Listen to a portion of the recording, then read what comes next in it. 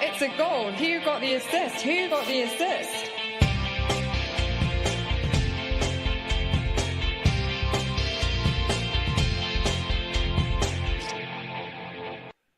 Hello everyone. Wow, what a roller coaster. We're here during the end of double game week 34, which has been without that one of the most swingy weeks we've seen for a while. Various permutations in terms of free hit choice and 1 week punts from those now on wildcards, all of which led to some really diverging outcomes here and there. Sam's back after watching Palace dismantle West Ham last Sunday during the 300th pod, but obviously if you heard that, you heard a lovely voice note he sent in. I'm bitten, I'm afraid, so there will be some strategic muting. So if it goes quiet for a second, it's just me having a coughing fit. And apologies for any coughing that does make it into the audio, any snottiness in general. How are you doing, Sam? You all right? Yeah, I'm all right. I had a good time. Well, although I'm sorry to miss the 300th pod, of course, but I think as far as games go, that I could have missed it for, it was a pretty good excuse. 5-2.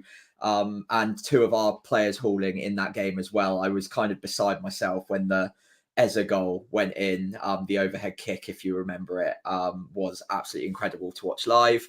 Only matched, I think, by Graziano Pella a few years back when he took it on the turn, basically kicked it up from a nothing start and overhead kicked it, bicycle kicked it against Queen's Park Rangers even, which was very, very fun as a Saints fan. Little less fun this weekend though as a Saints fan. Yeah, I was going to say. Or midweek even.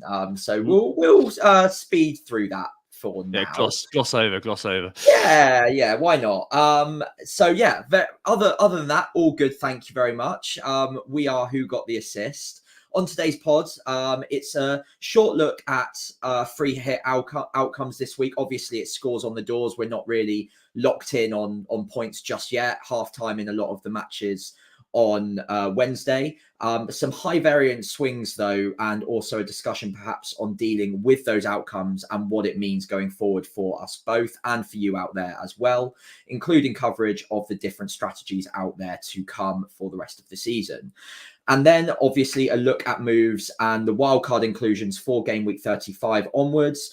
Neither of us are on wildcard 35 strategy, but I think there's going to be a good debate around the best picks, around how far we all go in terms of risk between now and the end of the season. Whether or not you're on a wild card, I think that will be relevant to you and certainly will be to both of us. And plus, of course, we'll have our Game Week 35 preview with bold claims, best captain and best transfers in, some of which will be covered in the prior discussion, but we just want to make sure we cover it all before wrapping up the pod. It is the 24th of April.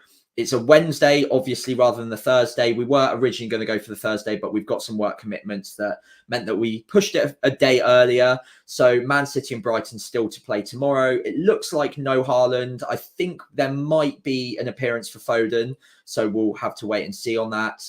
But a lot of free hit ranks will largely be defined based on the action that goes on in the background of this podcast tonight. So for clarity, I think I've got 8 and you've got 7 players, or one way or the other. I can't remember. Yeah, that's right. Yeah, you've got because of Jota being injured. Yeah, of course. So yeah, 7 and 8 respectively involved right now as we're recording. So there will be a bit of in-game reacting, but obviously we'll keep you abreast of how it's all going during the live recording. In the meantime, though, shall we have a look at scores on the doors, Tom? Yeah, go on then. Let's get to it. Who is up first? I think you can go first. Looks like me, doesn't it? Yeah. So in the end, a couple of kind of switcheroos from the team that I did present last week, which is obviously always going to happen. End up going Henderson in the end. I was between him or Neto. Neto hasn't played tonight. Travers has traversed his way in. That was awful. I'm really sorry. I'm ill. No, that was actually one of your better ones. Oh, okay. I'll take that.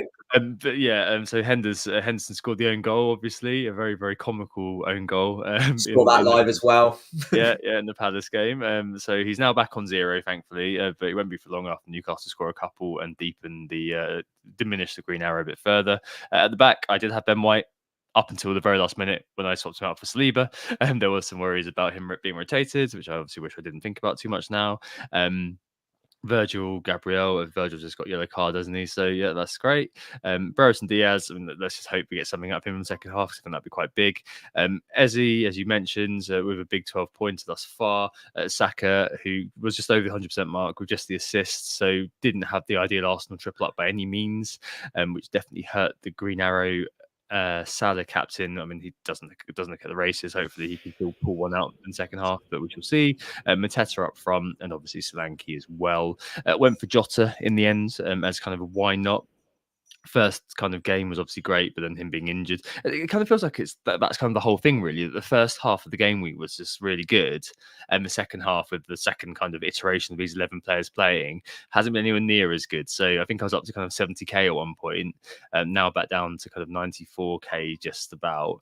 But still, I mean, it is mission accomplished for the week, I suppose, because all I wanted to do was obviously beat out my team from last week, which obviously I did, and beat out the average, which I did as well. I think I'm on the Green Arrow by kind of 14 points or so. Stuff like Garnacho getting an assist is a bit annoying, and if Newcastle attackers get returns, then again that's a bit annoying. But yeah, gain rank of about kind of 40k, just inside the top 100k at the moment, hoping to cling on and hopefully trying to build from there towards the end of the season. And yeah, we'll discuss this in a little bit in terms of how far we're going to risk things. But yeah, I don't know. It kind of feels like it's fair to middling after starting really well. Like, we were both very excited, weren't we, on the weekend? But it does feel like it's come back down to earth a little bit, which I know sounds a bit churlish. Like, if you're having a really bad week, obviously I feel for you. But it was a big chance for significant rank gains, which were slightly diluted by certainly not having the likes of White and Odegaard last night. And we may well see that kind of happen further today, but we shall see. What about you, Sam?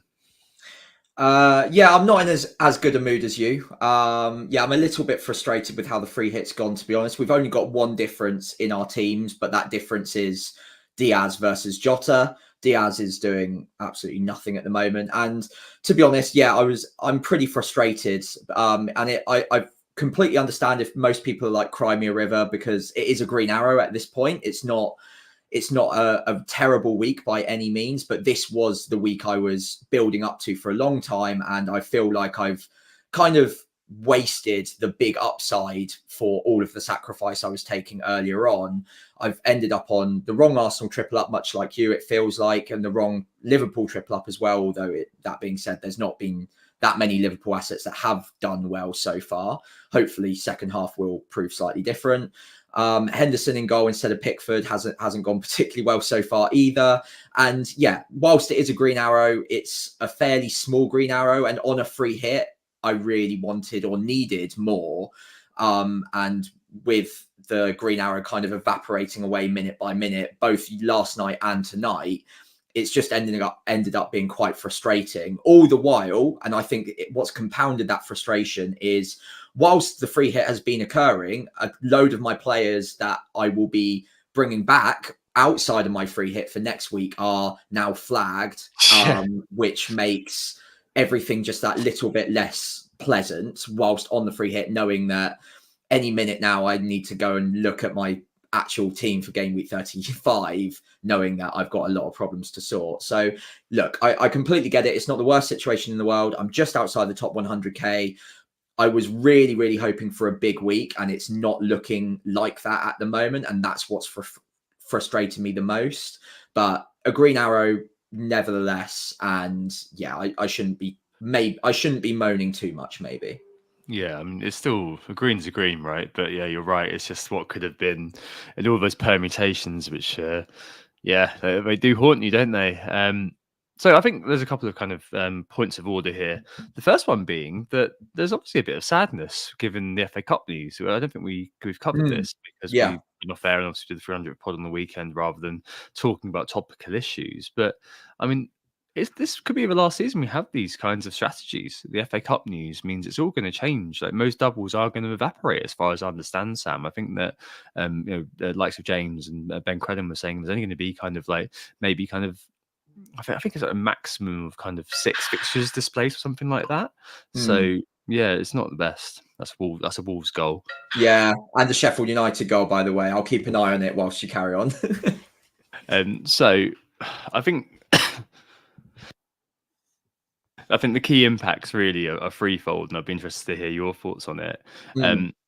First is that the start's gonna be really important, like much more important. We all say the start's obviously really important, but what is really huge about it is that there's less ways now to redeem yourself without the doubles to claw Yeah. back kind of a poor start. Like it's really Brereton important. Diaz. Yeah, Come on. sorry, everybody. But yeah, we both really needed that. Sorry, let's redo the start. But yeah, back to the matter at hand. Mhm. So there's less ways to redeem yourself without the doubles to call you back. And like for example, we had kind of indifferent starts to the season, and Mhm. without kind of having that strategic kind of maneuvering around the doubles, which some I understand completely dislike, whatever. For us, it was like a really key way for us to be able to claw our way back and get ourselves back to a decent rank. So without the doubles being there to the same extent they are now, without that kind of added layer of complexity, basically it feels like you may well be locked in by game week 10. That may be the case. I'm not saying that's obviously pretty extreme to say, but it could be true. Like it could be that if you've had a crap start, it may be that you kind of think, well, screw it, the season may well be done already. I think everyone's kind of either had or seen examples of somebody who tends to be a good manager. The first couple of weeks, just get it wrong, and then before you know it, you're kind of 2 million. And it might be quite a lot. It might be a long way back, especially without those doubles later on to hang your hat on. At least the doubles to the extent we have them now. That will mean a couple of things. One is that we have to be kind of braver with and hope to get lucky with both rogue differentials and captain picks. And to be honest, rogue captain picks early on are going to be key to marking yourself out and getting that good start. Like ignoring the template, which is going to be harder and harder given the proliferation of information. And chips, like I don't know what happens now. Does bench boost game week 1 become pretty popular? City are in the World Club Cup and there's a postponement. I guess a mini double game week would mean we all spaff that chip early. Does the free hit just get used when your team is decimated? And do you just triple captain like a Haaland or something versus a newly promoted club this time? Like I think they really need an overhaul, but I've got no trust they're ever going to be overhauled. So yeah, that's kind of the way I look at it at the moment. I'm a little bit kind of, yeah, I feel like it's going to change the nature of FPL as we know it, and it might be a bit, I don't know. I think it might lose a bit of luster somehow.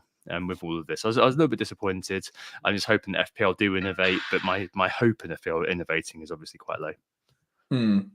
Yeah, okay, fair enough. I'm going to try and counteract that side of the argument. That's not to say I don't agree with everything you've said there, but I'm trying to look on the positive side of life with this announcement as well for balance.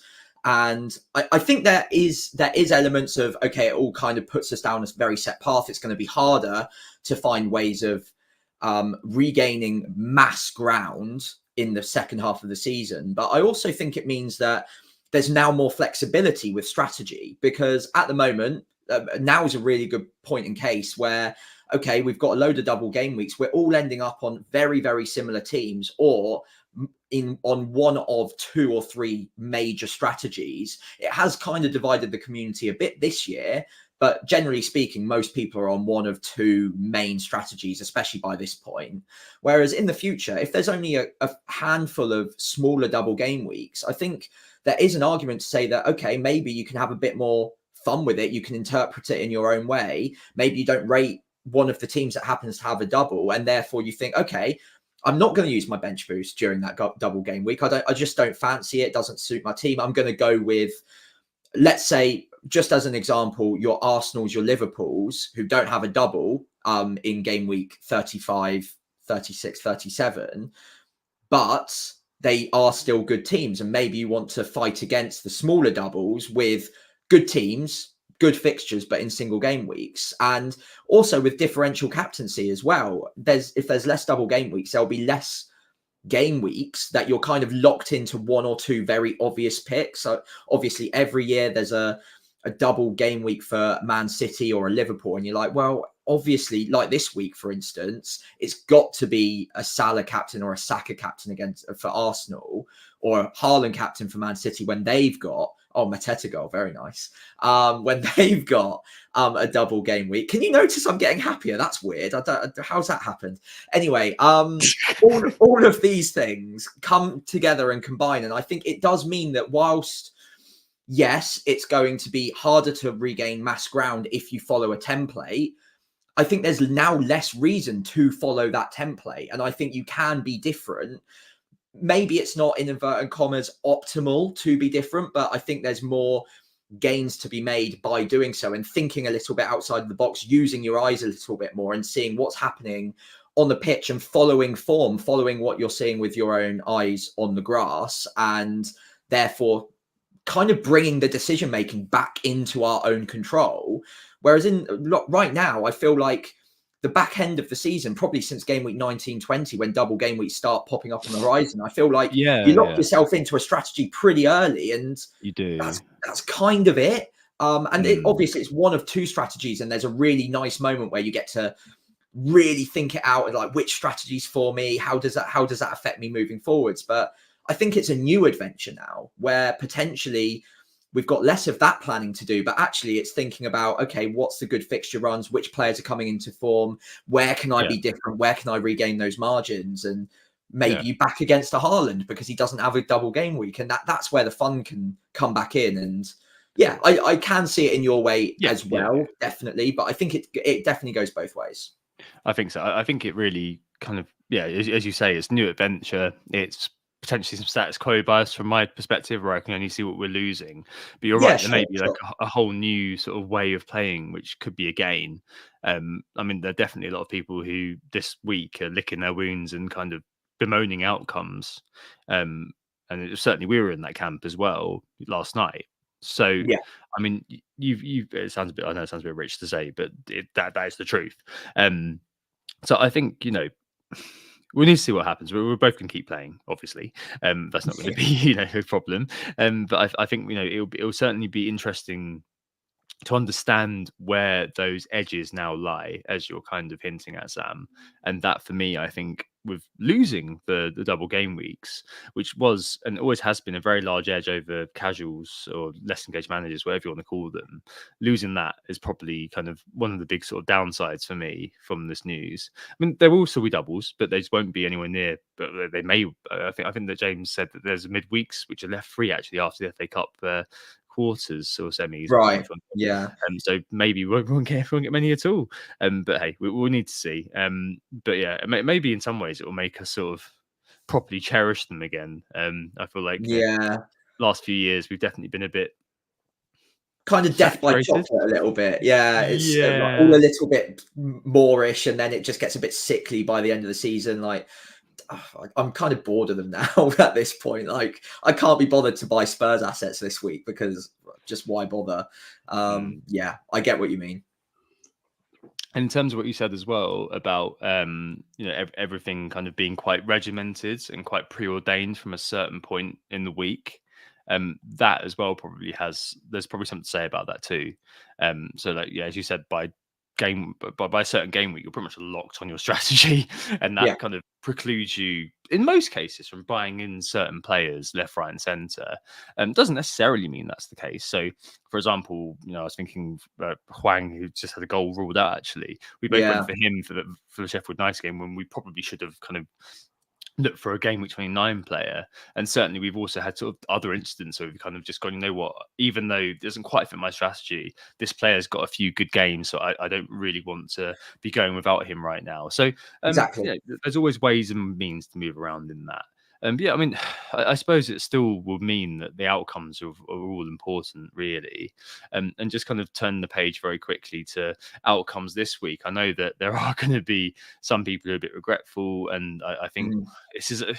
I don't think we're going to get into the which free hit was better, 29 or 30 or 34, because that's a bit of a tedious discussion. But I think just to kind of obliquely speak about that a little bit, like outcome bias this week has been huge, hasn't it? Like I think necessarily so, I think, Sam, just because free hit was of great interest to both us who are on free hit and non-free hitters, and everything became so hyper focused on this 1 week with the small moments. Ben White's second goal, for example, sticks out in mind.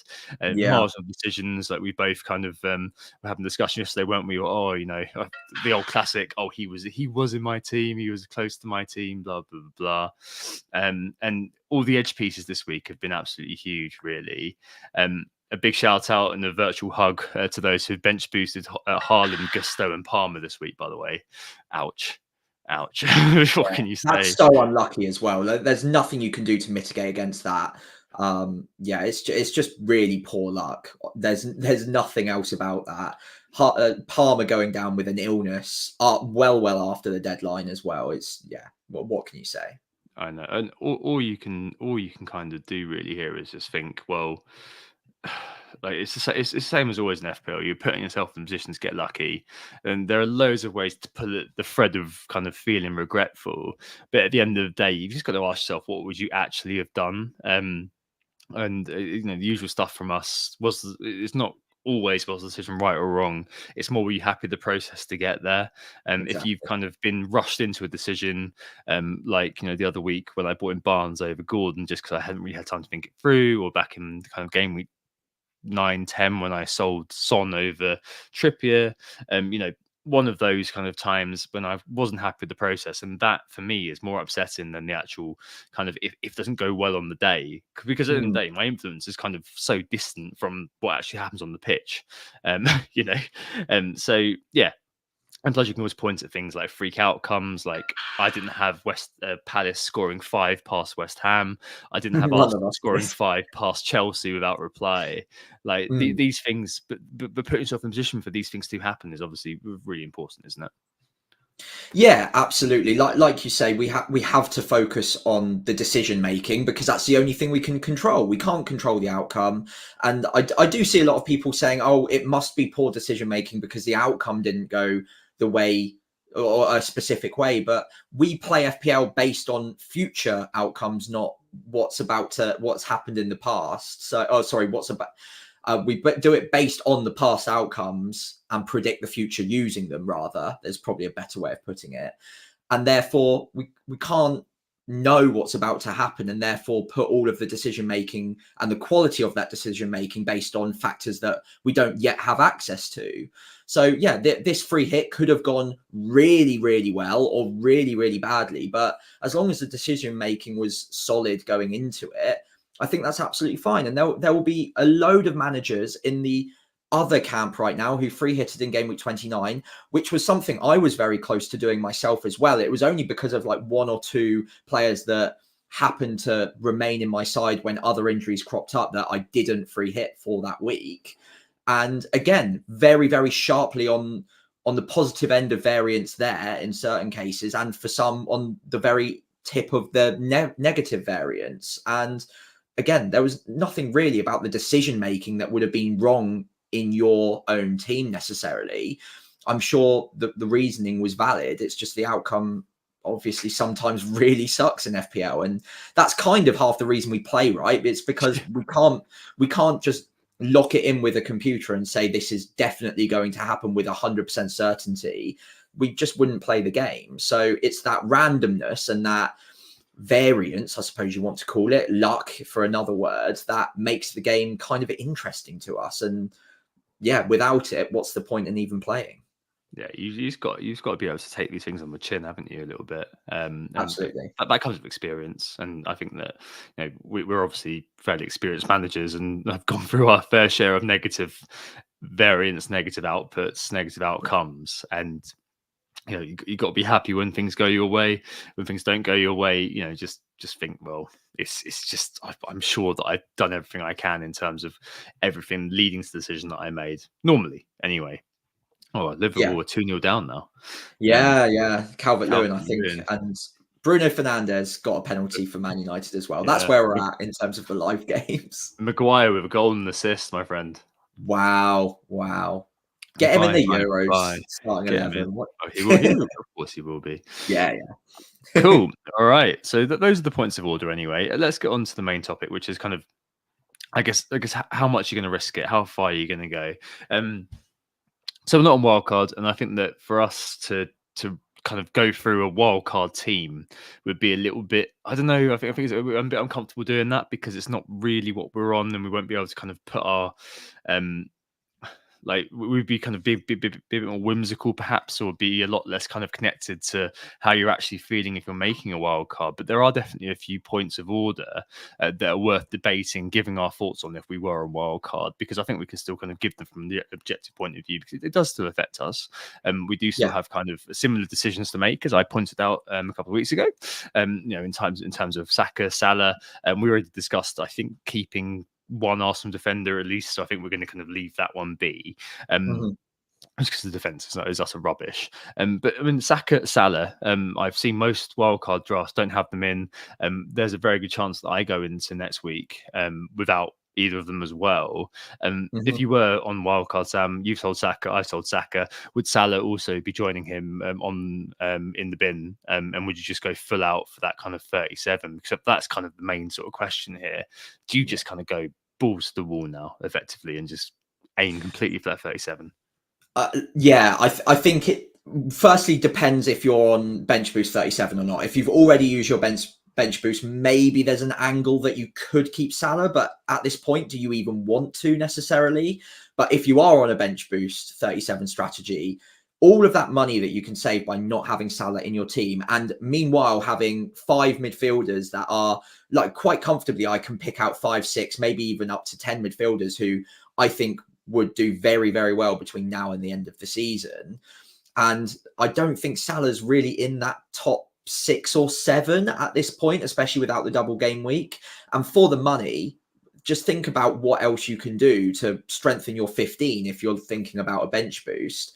I think despite the fixtures not being too bad, I think it's West Ham, Spurs. I can't remember who it is in the double now. I can't remember. But it's a decent fixture run. But for that money, if you're not going to be captaining him in any of those game weeks, and you are kind of sacrificing better options elsewhere in your side on the bench boost, I think it just makes sense to go without him now, spread the money around a little bit, and give yourself a fighting chance of a really, really strong 15 come game week 37, especially if you're on the bench boost, of course. Yeah, and then the key point, I suppose, with him too, is that removing him basically solves all your problems if you're on wildcards. Like any money issues that you've got, if you sell Salah, it's done. And I know at this point of the year, I mean, I guess it kind of also doubles down the idea that money doesn't really matter at this point. All you really care about is the fixtures and the efficiency of the players you're buying in. So, for example, you may just think, right, I'm going to sell Salah and buy in Anthony Gordon because they've setting the world on fire really at the moment, apart from today, and not let that continue. But Sheffield United at home in 35, Burnley in 36, Brighton 37. So I know he'll be locked in most wildcard teams. That's an example of a player that you just think, you know what, I'm just going to leave. I'm going to go with him over Salah, who, as you say, you're not going to captain. Good to have a good differential, good opportunity to keep a player like Salah because you know what he can do. But at the moment, it's what he's not doing, which is key. I mean, we've only seen the first half because obviously we've been podding, but in the first half, there certainly wasn't anything which was really, I guess, making me excited about owning Salah. A lot of scuff shots, yeah. I think that he's doing a little bit better in the second half, according to score anyway. But I mean, what can we do? And I think it's one of those tough decisions that, form is temporary, but class is permanent. At the moment, all we care about is form because there's no game weeks left for there to be that permanency. You're not buying a player for like a medium term. Everything is profoundly short term. Yeah. And that makes a couple of things really interesting. A couple of teams really interesting that otherwise maybe you wouldn't be interested in other than a couple of individuals. So Chelsea, 35 double, 37 double, not the best 35 double, but a very good 37 double. You're going to have Palmer anyway. Let's face it. If you don't, what are you even doing? Do you even FPL? 37 Notts Forest away and Brighton away. That's a pretty good double, to be honest. And 35 Villa away and Spurs at home. Not the best double in the world, but all decent right. Attacking wise, I guess. Yeah, exactly. So and the other team is Man United, who have two pretty decent fixtures coming up. Burnley at home, Palace away, and have the double in 37 as well. Not a very good double at all. And Arsenal and Newcastle.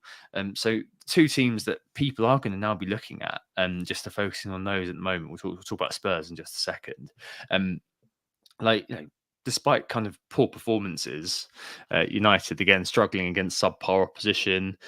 Chelsea, obviously, Jekyll and Hyde, but with loads of options which are either in some cases cheap and questionable, like Petrovic and Gusto, who we both own, or just full on questionable, like a Jackson, who I don't know how he didn't get yellow card. Frankly, I know. I don't know how that wasn't a yellow at least. I don't know who tweeted it. Someone tweeted the referee clearly has is wild carding in 35. Yeah. Made me laugh. And yeah, I mean these sorts of teams, Sam. I mean, how risky do you go? I mean, just to give my perspective, we're both locked in on free Chelsea, but for United, there is a very good chance. I've got Dallo at the moment. There's a very good chance I don't add anyone else to Dallo because my overriding view is that United are rubbish. So, yeah. I mean, what's your view on that? Yeah, look, if I was wildcarding right now, it would probably have less United than I've actually got in my team. And I've got Onana and Garnacho at the moment, both of which have their own individual issues. One is, in Onana's case, they're just not keeping clean sheets. So personally, if given the choice again, I'd probably just avoid any sort of defense asset for Man United. Going forwards, I'm less worried, especially if Garnacho looks safe for minutes. Obviously, he had that issue. He's apologized. He came back into the starting 11 and obviously survived a little bit of a late fitness scare to start this match. I'm checking now whether he's gone off early. He hasn't. He's still on the pitch. Nope. So he's got to be all right fitness-wise, and he does start every single week pretty much. So I think I can just about make peace with holding on to him. And if you're stretching your budget around a 15, then maybe Garnacho is someone that could sneak in. That being said, I would prefer Bruno Fernandes if I could get to him. Obviously, on penalties, decent data, good in whatever you want to call form. Especially for a Man United asset, he's got, I think it's now 8 attacking returns in 7 game weeks, so he's doing all right, getting a few penalties. What's that? Sorry, back on it. Yeah. Back on it, yeah. Look, it's not a kind of mega pick that I'd be super exciting to rip up my team to grab right now, but with a double game week on penalties, 90-minute man, I would prefer him, and on a wild card, I'd be very comfortable picking him despite Man United's on-pitch form. Garnacho may be 1 tier down, but again, budget enabler, he's getting good minutes, decent enough data. Outside of that, not really interested at this point. I'd pick one of those two, maybe. And then if you really had to stretch to a Man United defensive asset just for the bench boost to round out a 15, yeah, maybe. Minutes is all you care about, really, isn't it? That's literally it. There's no joy to be had in that double, I don't think. No. Arsenal and Newcastle. Maybe Newcastle potentially, but I mean they're going to be gunning for it, and you know Arsenal are like at the moment, and they're going to have too much. Honestly, though, give me a straight heads up between an Arsenal asset in defence and a Man United asset in defence between now and the end of the season. I'm picking the Arsenal asset, definitely. Yeah, absolutely. Yeah, even double up. Like, is it that crazy to consider a double up for Arsenal defensively? Like, I'm genuinely asking you. Like, I've got defensive issues to sort at the moment, and is it mad to just say, despite the double game weeks and them having none of them, they are that good defensively? Maybe we're just overlooking it. Yeah, I think, you look at 36 versus Bournemouth and 38 versus Everton, plus arguably nicer than 37. And you just think, well, why not? Because like I kind of, you see the North London derby in 35 and think, okay, there's probably goals there, so you bench. But would you be surprised if we come away from Bournemouth, United, Everton with 3 clean sheets? Like, no, not at all. Because we are like City in days gone by at the moment. Admittedly, yeah, we've had our wobble, but I think the kind of performances over the last couple of games have shown a bit of bounce back ability, to quote Mr. Holloway, which I think are good enough. So yeah, if you want to go back to Benny Blanco, Sam, have your time with him this season, have a whirl, then I'd be completely okay with it, because you're looking at stuff on the table right now, and just to kind of flip over to Spurs, like a lot of people who aren't a wild card this week have got a big problem, and that is Mr. Udogie. So if you wild carded in 30, 31, and didn't want to keep the funds back for Porro, because logically you were thinking, you know what, I don't want to be dealing with what I've got to deal with, which is a goalkeeper transfer at some point potentially, because I've got Areola still, or a Bradley or something like that.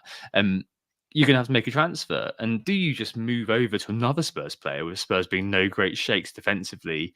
No idea who you go with. The fixtures from 35 to 35 and 36 fixtures are really poor. I mean, they play Arsenal, Chelsea away, which isn't the best game. If it was at home, I don't know, Liverpool away in 36, and then City as part of their double in 37. Maybe you would just look at that and just think, you know what?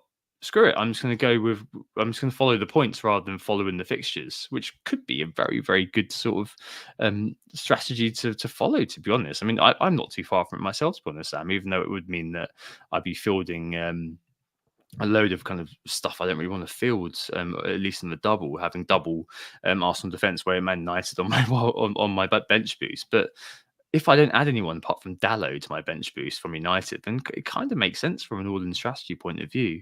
Yeah, I can see myself doing it. And Spurs-wise, I mean, where are you going, really? I mean, you get Son, yeah, absolutely fine. You got Maddison, who has been like kind of anecdotally and in the underlying numbers off the boil since he came back from injury, I'm going to say.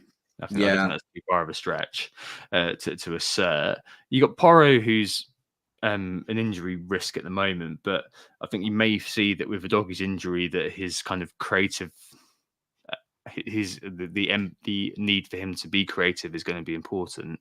And then I don't know. For me, I'm looking at getting Vicario, honestly, for my 37 transfer, which is mad, but that looks the way I'm doing it at the moment. I don't know.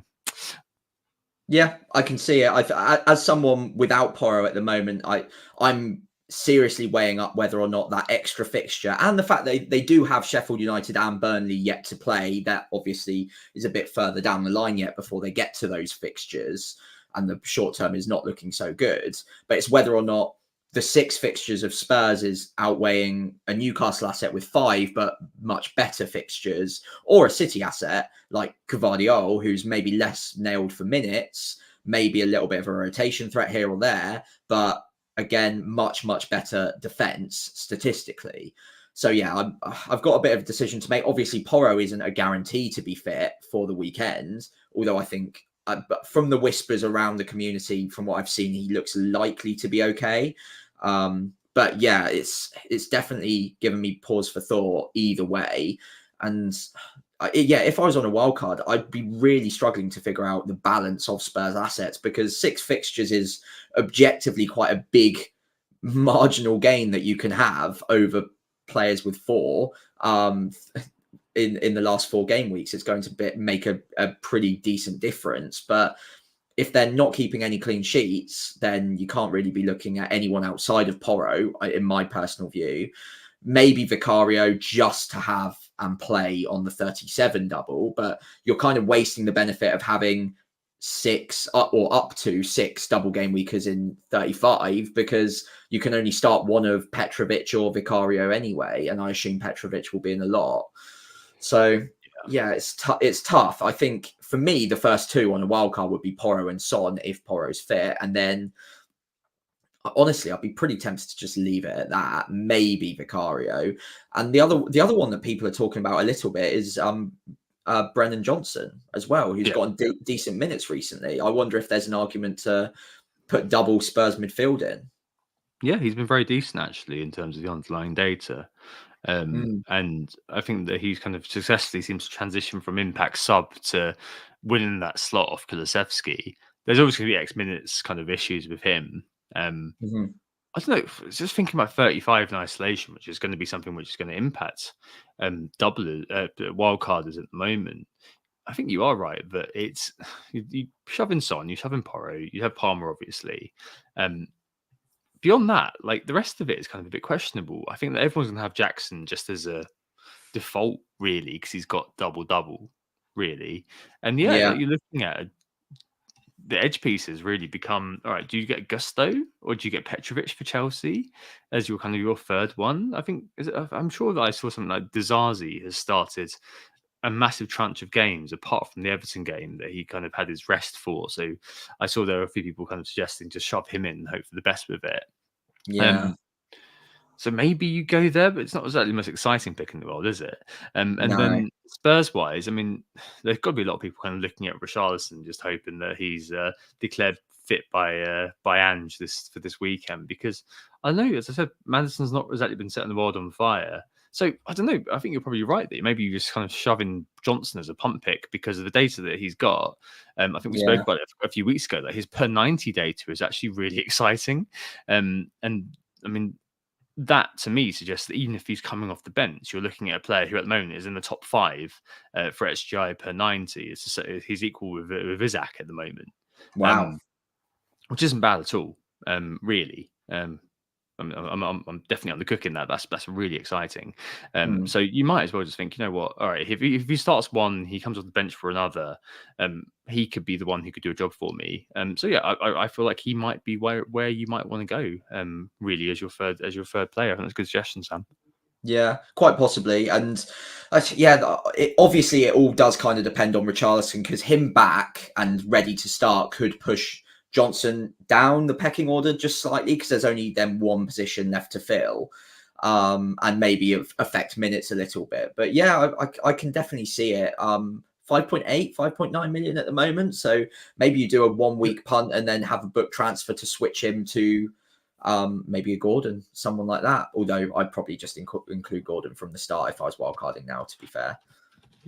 Yeah, Bruno scored a brace now. Wow, so there you go. He's going to be locked in everyone's team, isn't he, going forward? Yeah. So yeah, I mean that's a very sort of swift sort of look at it. I'm afraid. I'm sure that you kind of have a better idea of what you're doing if you are wildcarding at the moment, because it's quite straightforward in terms of where you go with quite a lot of the picks, I think. Any other sort of area? I think I've probably brushed over that. Any sort of areas, Sam, that you think are kind of worth further discussion? Like Newcastle, it feels like you just get Share, Gordon and Isaac and leave it there. Man City wise, I suppose you get Foden. You're probably going to keep Haaland at the moment until we have more information. Maybe you'd leave the third player until 37. Man United feels like Bruno is going to go in most people's teams. Another, but I don't think I'll be tripling up there. Brighton, I can't see it apart from maybe Van Hecker making a kind of a kind of custom, a kind of just apologetic sort of bench appearance for the double, and then Chelsea and Spurs we've discussed. Like, I don't know. I don't know. Maybe there's a call to just scrap it and just think, okay, I'm going to just go with a player like Watkins, for example, who's just continuing to perform, highest scoring player in FPL and completely ignored by the crowd. Maybe there's a case just thinking, screw it, I'm just going to go there rather than worrying about all this sort of nonsense. Yeah, well, I mean, if you're on a wild card and you're avoiding Salah, then money clearly isn't going to be an issue anyway. So if Haaland's a doubt for beyond game week 34's fixture against Brighton, it's obviously he's not going to play that game. Pep has told us as much at this point. So barring any sort of team league shock, then I don't think he's fit for 34. Is he going to be fit for 35? I don't know. It's pretty marginal. And if he's looking unlikely to, you could have a third striker slot that you might want to have a bit of fun with for a week or two before moving across to Haaland. Maybe that's an Alvarez if you know that Haaland's not going to be fit and Alvarez is going to start up front. I would probably go for Watkins, honestly, at this point. I think the data and just the fact he's been in the form of his life probably earns him a spot even on a wild card if there's that slot going in your forward line for a couple of weeks before inevitably diving on Haaland for the double game week. I think the front 8 generally on a wild card seems not fixed. There's definitely like room for maneuver, but a pretty strong front 8 with a pretty big benching dilemma headache for game week 35. I've seen a lot of Foden on the bench as first sub for wildcarders this week with Haaland starting. And therefore, if Haaland doesn't play, Foden comes in. So maybe that's a way to play it and just have Haaland anyway, bench it, like kind of know that he's going to get benched, and then on the off chance he starts, just having him in your 11 with Foden to come in case of 0 minutes. It's kind of the defense and the goalkeepers that there's more to debate at this point, and it's basically just trying to pick through a whole ton of rubbish to find 7 picks that you think, okay, they could score points between now and the end of the season. Hence my discussion point on going double Arsenal defense, just because at least you know they're good defense. Yeah, and these are kind of worth discussing as kind of just how risky do we go? Like having those sorts of unfashionable double ups. I was considering a Newcastle triple up, but I think for EO reasons, at the very least, I'm going to have to buy Bruno this week. I think there's not much discussion on that now. Okay.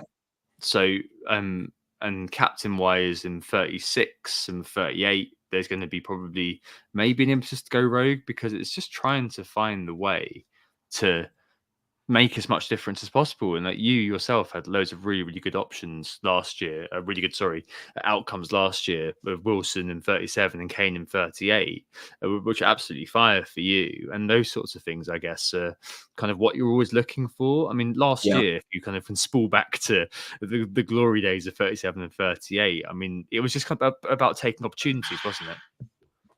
Yeah, absolutely. When you get into the last couple of game weeks, obviously you've got a very clear understanding of what is and isn't possible and what you need to do to get to the rank you want to get to. Obviously, some people will be in a really good position already, kind of want to not necessarily go on the defensive, but just maintain rank, and therefore the decisions and the players that you're picking are probably more shield picks than anything else at this point. Whereas there's the chasing pack who aren't happy with their ranks. I think both myself and you included in this, and will be a lot more willing to look at the outside picks on those maybe 60-40 decisions or 70-30 decisions, picking the one that's less likely to score the big points, but definitely in the race. It's not like this outlandish pick that is just never going to do well. It's someone that has credibility. They are a decent pick, but they're just not the optimal pick. And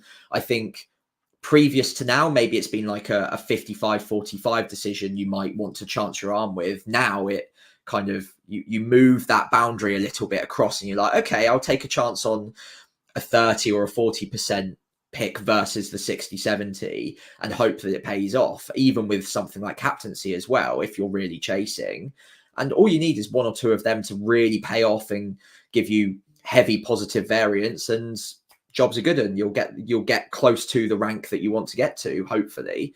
So yeah, I mean, it's the time of the season that you can take a bit of a chance if you want to, or you can kind of shut up shop, pick the high EO players, and hope that it's enough to win your mini leagues and maintain the rank that you want to. I think we'll be definitely trying to chart these individual moments. I think Mateta has scored again, by the way. Mateta's scored. That makes him top point scorer this week, I think. It does. I think I've lost my 9-6. But you know, I'm happy with that because I didn't own White and I didn't own Mateta. So yeah, I mean, we'll definitely be looking at this because I think it all feeds into your rank aims. I think that, you know, there's a very kind of select band who are going to be playing this very defensively going forward, looking at like the situation I was in basically at the tail end of last year, where Lucy and I basically spent a lot of the week kind of thinking about exposure, like who am I exposed to, where am I going to be losing points if I don't own this player, and just trying to make sure that I get kind of the top 20k. I think it was finished. I was hoping the top 10k, but it didn't happen. Versus be more aggressive, and you know, I think anywhere you may be happy with top 100k finish. I think I certainly would be. So as you say, Sammy, it's not going to be being kind of outlandish with the moves, but it is nothing crazy. It's still trying to find kind of those nuanced, sort of educated opportunities where you can be a bit sort of aggressive, and I think that that's going to be really important to you. I think that most people are going to be aiming for, no matter where you are, probably top 100k if you possibly can. And where most people probably, some people that may be kind of too far away, so you're looking at kind of just trying to ensure that, you know, you get the best outcome you possibly can for the end of the season. The further down you go, I think you're looking at kind of thinking, well, you know what, you might as well take chances, because like it's not going to make no difference if you finish between. I've been in the situation for the first 5 years WGTA, my entire situation was, well, I either finish 200k or 800k, and Yeah, luckily you might as well roll the 200K, but dice. yeah, exactly. And obviously different contexts and trip strategies are important, as I'm kind of talking about.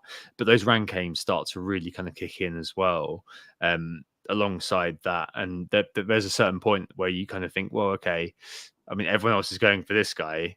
So I don't know, maybe in 37 could be a good example for that. Where I think that, you know, maybe people would default to Haaland because they've got Fulham away and Spurs away. Maybe look at that and think, you know what, maybe I would go for, I don't know, a Son, with Burnley at home, Man City at home, or maybe you would kind of lump in on Cole Palmer with Forest away and Brighton away, which is objectively probably the best attacking double there is for a certain player. So there are ways and means, at least, to make the difference here. Yeah, absolutely. And yeah, it's not over till it's over. There will be marginal gains you can make in any one of these 4 game weeks. It's not all just on the bench boost or whether you're not bench boosting in game week 37. There are 4 good game weeks here that there will be upside to gain. So yeah, if you're looking to try and steal a march on a rival, if you're looking at regaining rank quickly, don't just laser focus on one game week like 37. You can definitely still get those marginal gains in all the other 3. And yeah, that would be my one bit of advice. Just don't ignore all the other weeks and how your team looks in those weeks just for the sake of 37, because everyone's going to be thinking the same thing in 37, and maybe the edge pieces on captaincy or some of the 15th, 14th, 13th man will make a bit of difference, but there's gains to be made elsewhere. Yeah, we'll cover this as we kind of go further forward. Definitely. As well. Great. Okay. Well, that was our kind of whistle stop look at 35 wildcard. There's definitely going to be more, I guess, instructive content out there about what wildcard we'll look at, and I think you'll be doing some of that in your videos, Sam, I'm sure. Yeah, I'll talk about it in my team section. Yeah. Cool. Okay, great. Let's move on to the 35 preview. So yeah, looking ahead to it, transfers and captaincy are probably the key things here. Bold claims wise, let's start there. I don't know whether we've made it. Have we? I have. Ownership. 4.5 live right now. 4.5. Nice. Okay, so that's what 8.87, I think, isn't it? 8.7. Yeah, I think so. Ooh, Unless he gets like a red card or something now, or if like miss a penalty, gets a red card. Yeah. Knowing my luck. But yeah, I mean, yeah, I'm very happy with that. So I went, for anyone not watching on YouTube, I went with a player under 5% EO to be the top scorer this week. It's looking quite likely at this point, unless I've missed another player that's completely popped off. But going into tonight, it was Ben White, and now I think Mateta has overtaken him. But we'll double check after the pod. No, he has. It's 26 for White, 29 for Mateta. Wow. I mean, that's crazy numbers, really, isn't it? But yeah, all good on that end. Obviously, as part of that, yours won't pay off, I don't think. No, but that's all right. I'm happy with the points rather than the consolation prize of the bold claim. The week ahead should be quite tasty. Yeah. So I'm going differential again on the top point scorer. So I'm going with a single game week player to outscore any of the double game weekers. So basically, not a Spurs or a Chelsea asset to be the top point scorer. I think this is bold enough. Please feel free to like message in if you don't think it is, and I'll have a think about it. But for it not to be a double game week player when there are players like Palmer, Son, and other edge pieces in situ, I think would be quite unlikely. So I think this is bold enough. Yeah, I think that's all right. And my one is I think just because a little about club loyalties, but yeah, Burnley to beat Man United. I fancy it. I fancy them to show up and do something there. I was going to go for the more sort of middle ground of Burnley to get a result, so it was either a draw or a win. But let's go for Burnley to beat United. Go all in. Yeah. I suspect I'm going to be happy. I think that's going to be one now where I'll be happy either way. Where I'll have Dallo and probably have Bruno, and then if it goes well, then FPL wise, then I'll be happy to kind of sack that one off. But yeah, Burns beat United. I think there's good odds on that on several betting websites. So I think I'm going to go with that one. Yeah, absolutely. Cool. So yeah, fingers crossed for us both. And with that, shall we? Is it transfers first or captains first? I forget. I can't remember. What have you got on the What have you got on the slides? Transfers first for game week 35. Lovely. Okay then. So there are some people not on wildcard out there. Hello. So, yeah. So there's obviously the kind of the Chelsea Spurs factor. Nick Jackson gathering some steam. I'm not sure I'm going to be buying him myself, but mainly because I've got two free Chelsea already. But I don't know. I'm not entirely sure on him. I do see where the data picture is on him. It's a bit of a, I don't know. It feels a bit like Alvaro Morata a little bit with him. Like he always generates this kind of very high XGI. If you watch him play, Darwin Nunez as well is obviously kind of there. You kind of think, oh Christ. But I can see why he's default for wildcarders. I can see why he's kind of of interest to managers who are looking to buy a player in this week with double in hand. Well, now he's avoided the ban as well. Exactly. So I think there's definitely going to be some interest there. And then Spurs wise, I don't know. Son's coming back for a lot of people, which is absolutely fair enough. I can understand that completely. But looking down the list, I mean, you got people buying Porro back, like 41,000 transfers back in for Porro. We don't even know if he's fit yet, for example. I told off until last minute. Yeah, it feels like a lot of the ownership for those teams is going to come from wildcards, effectively. I don't know. I suppose if you're not a wildcarder, Sam, sorry to wildcarders, but just to cover this off quickly, would you be happy with less than 6 in this? Like I've got 5, and I think I'm going to leave it there. I've got Son, Porro, Palmer, Gusto, and Petrovic, and Porro, Gusto, and Palmer are all yellow flags. Yeah. But I think I'm kind of right with that. I don't really kind of feel like this double for either team is worth throwing the baby out the bathwater for, really. No, I agree. I think there was a good 6 to get to out of Chelsea and Spurs, but that's kind of evaporated with injury doubts and all of that. And outside of those 6, maybe 7 at a push, good assets in those teams, it feels like you're kind of just scrambling a little bit just to get any of the players with a double game week. And it goes so far down the menu that I'm like, okay, there are single game weekers that are probably contesting those spots and arguably are standing out as better options in certain cases. So would I prefer a Brennan Johnson or an Anthony Gordon? Probably prefer an Anthony Gordon at this point. Would I prefer a Maddison or a Bruno Fernandes? I prefer Bruno Fernandes. Again, feel free to disagree with me. It's all about opinion. And then defensively, I'm weighing up, okay, well, Udogi's out. So that was one of the decent options that I quite fancy for this week. But if he's gone, do I want Porro if he's a fitness doubt? And if he is a proper fitness doubt and he's out for this week or at least half of the double, do I want to go to a different Spurs defender with no attacking upside or at least very little attacking upside? Probably not. So this is a bit of a running theme with double game weeks. We get to it and I start talking about, okay, it's not just about getting all of the doublers for the sake of getting doublers. It's what is the quality of the player that you're bringing in who has a double. And with those two teams, I think there's only maybe 4 or 5 standout picks left that are guaranteed to play or close to guaranteed to play that I'd be that interested in. And unless you just happen to have a Raheem Sterling in your team or something, I don't think I'd be going there, and I probably wouldn't want him in my team. I'd probably transfer him out anyway at this point. So yeah, I've got 4 that are, well, I mean, even 2 of them are flagged at this point, but I expect 4 of mine to start as it stands: Palmer, Gusto, Son, and Petrovic. Do I want a 5th or a 6th? Definitely not a 6th at this point. I might buy Porro if he's confirmed fit, but even that is a bit of a stretch for me at this point. Yep, I'm not going to be falling over myself to buy more of these players. And it is what it is, really. You've got more of an interesting decision to make, I guess. But yeah, overall, still, I'm with you really on being a bit reticent to be going for it. On the other hand, Isaac, Gordon, and Cher are gaining a lot of interest at the expense of the likes of Slanky, Darwin, Salah, Saka, Udogi. All make sense, right? There's nothing really kind of concerning about that. Part of me is just kind of thinking to myself that this is a bit, it's a bit sort of like last postery for Salah, because this could be the last time I ever own him in fantasy football.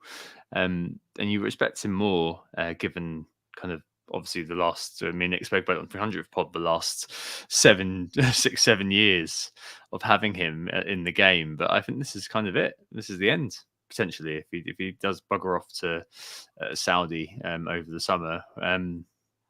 Anyway, but yeah, I feel like getting Newcastle, getting that kind of in and sorted feels pretty good.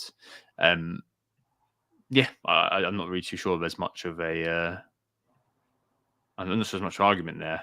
Isaac, I saw a few people kind of saying, "Oh yeah, Wilson's on the bench, so there's definitely a chance that he either plays on the wing or maybe kind of has his minutes sapped." But for us, I'm sorry, we're going to just have a small moment here. We've had a very nice run owning Isaac as a big differential. So yeah, very happy for everybody else to pile in now. We've definitely had the acceleration in terms of rank from him.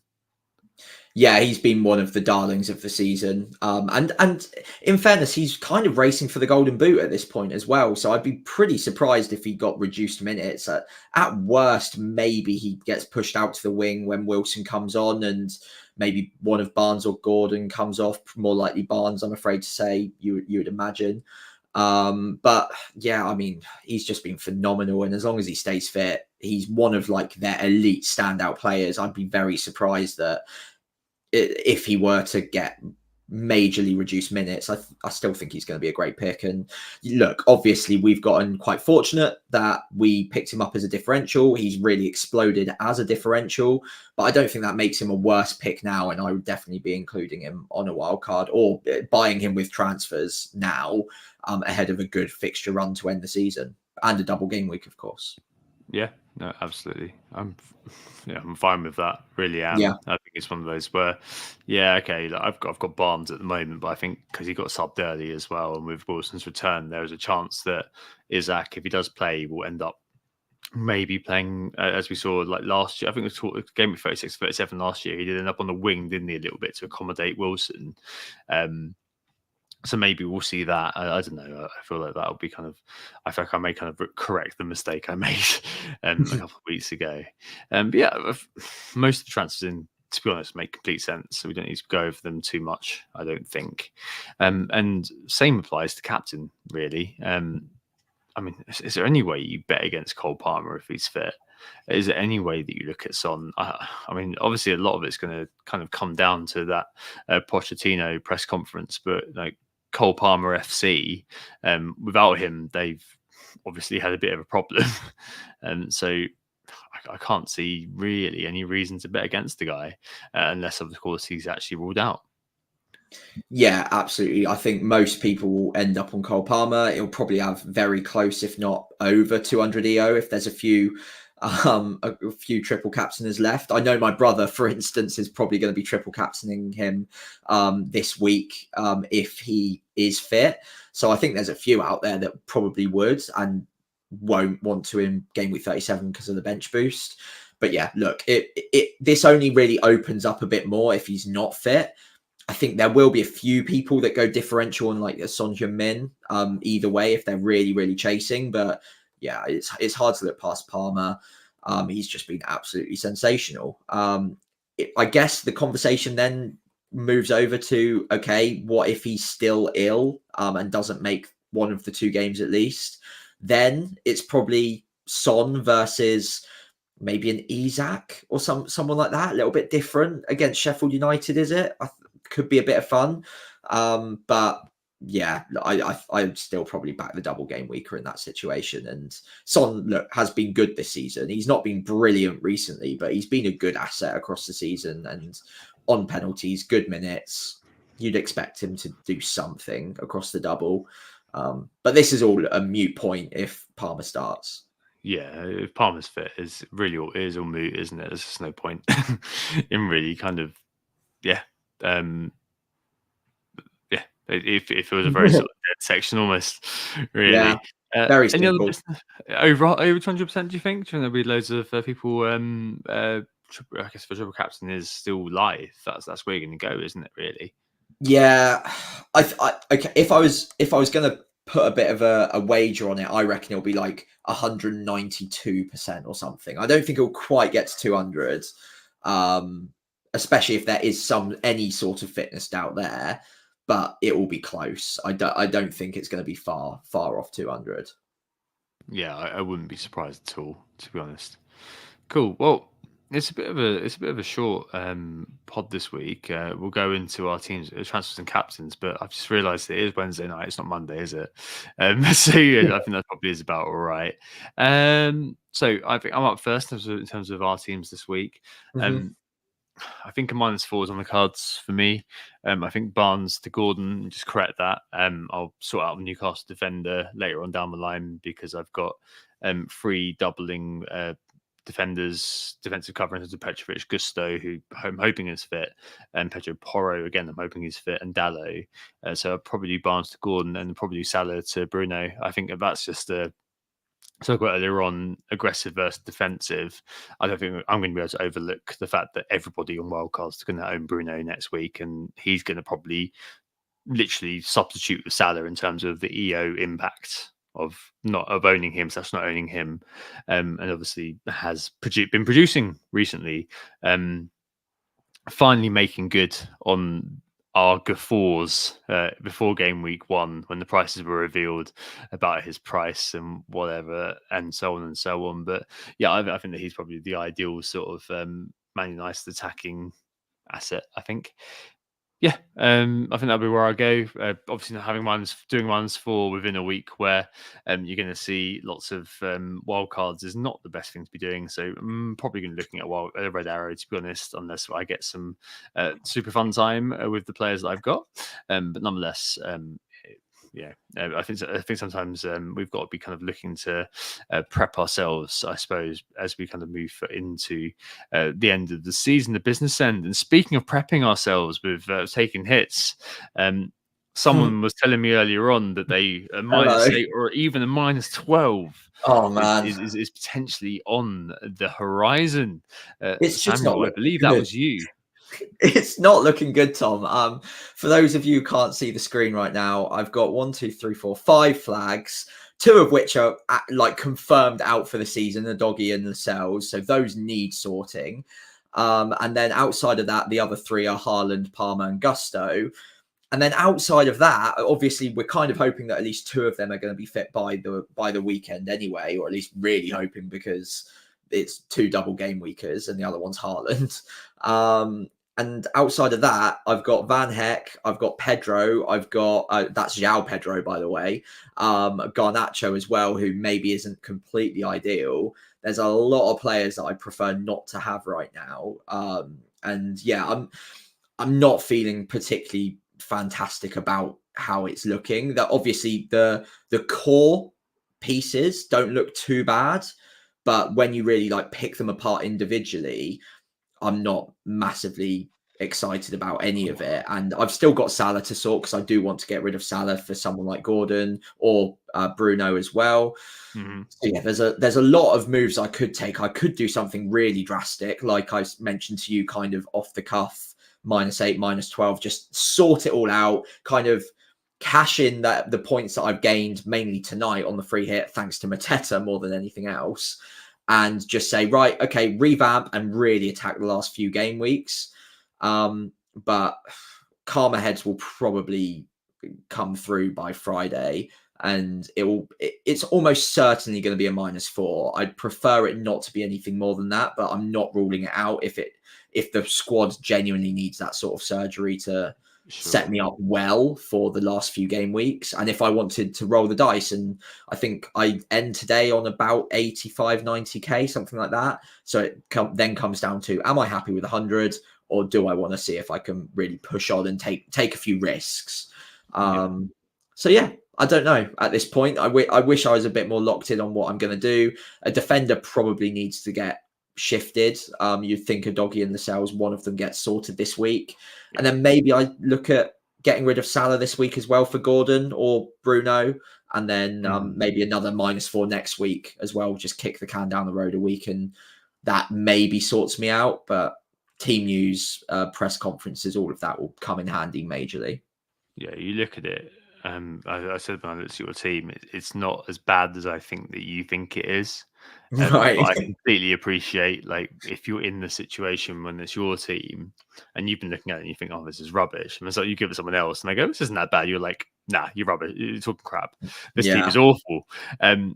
Yeah, I mean, you've got obviously a few fires. We've all got some fires, but you've got kind of Udogi and the cells who are definite fires. Yeah. You've got how many free transfers before 37? And yeah, I mean, you've got Salah as kind of your main piggy bank to smash. You probably, as you've kind of documented, want to look at either Bruno or Gordon, or maybe even both. I don't know how you do that, so I think you've got to make a choice there. Well, it'd be Garnacho that would go as well, I think. Yeah. So that's kind of you start to then move things around, and then I mean, I don't think Garnacho did particularly badly tonight in terms of the underlying data. I mean, obviously Bruno's been an underlying data hog the entire season, Yeah. which is of no surprise to anybody involved. Garnacho got an assist, and had like an okay game. I mean, took several shots, which I'm not surprised. Which you probably wouldn't be surprised by. 5 shots on target and a XG of 0.6. So what's to say? Maybe I'm overthinking it on Garnacho. Maybe what's to say? Like Bruno's expected goals was 0.8, and he scored 2. And one was a penalty, by the way. Any week, I think that there's going to be not too much difference between the two of them.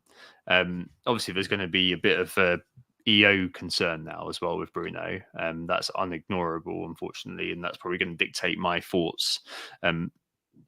As boring as it sounds, so people don't like that, but that's literally the way that I'm going to be thinking about it. I completely understand why you might just say, you know what, okay, which moves can I leave until 37? Evan Ferguson's missing the rest of the season, so maybe João Pedro will be fine. To just kind of have, it's going to be minutes at the end of the day. I hope so, because I'm not planning on selling him. Yeah, exactly. You're not going to be. I mean, as it stands, even though Nick Jackson, the numbers are good. If you look at him play, sometimes there are kind of thoughts which are not going to be tweeted because they can be easily bookmarked and thrown back in your face later on. You look at him and you think, okay, I think I'm happy to go without you, mate. The same with Darwin recently, even though we've both kind of effusively backed him in the past. So I think that's probably all right. So yeah, I think kind of having a bit of a piecemeal approach to moving between now and 37 is probably the key.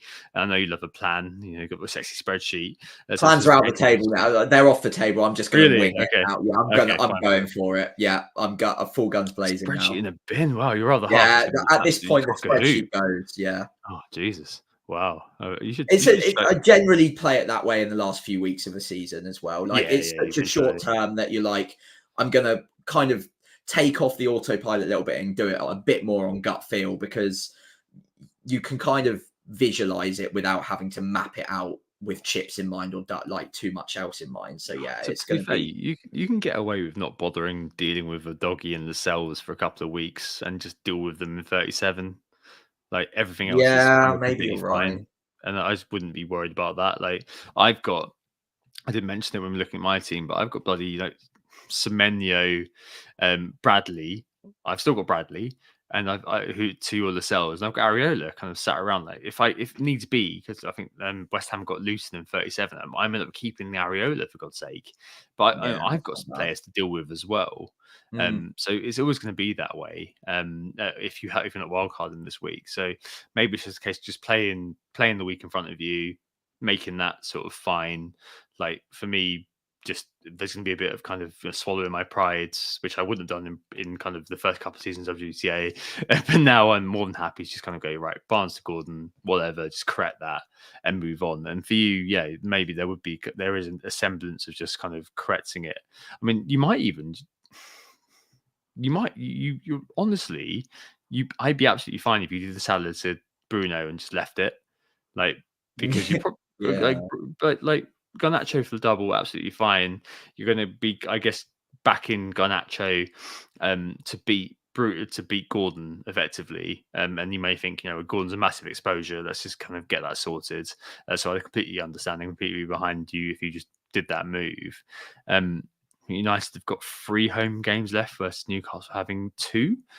So maybe that'd be the thing. But the double for Man United, as we know, is rubbish.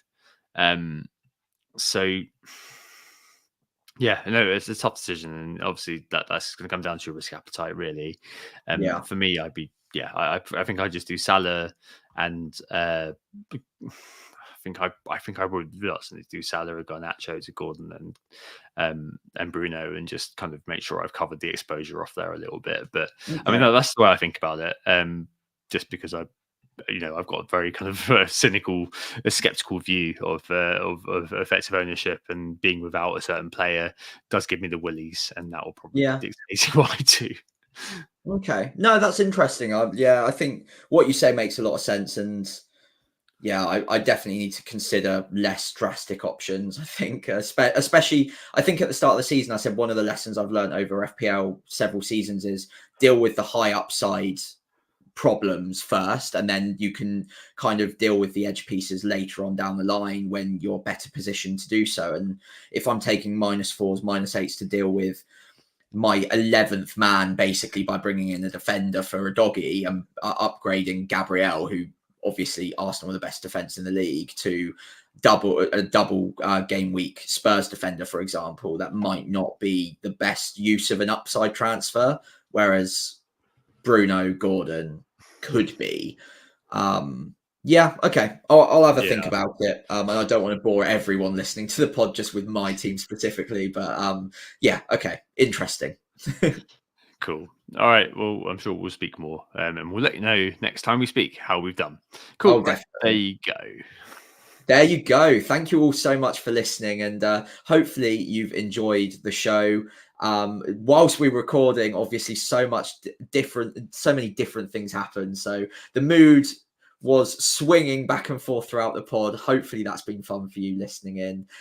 In the meantime, though, we have been Who Got the Assist. You can find us on X at WGTA_FPL, and you can find me at FPL Pricey, and on Instagram and Threads at WGTA.FPL. Again, I'm just FPL Pricey on there.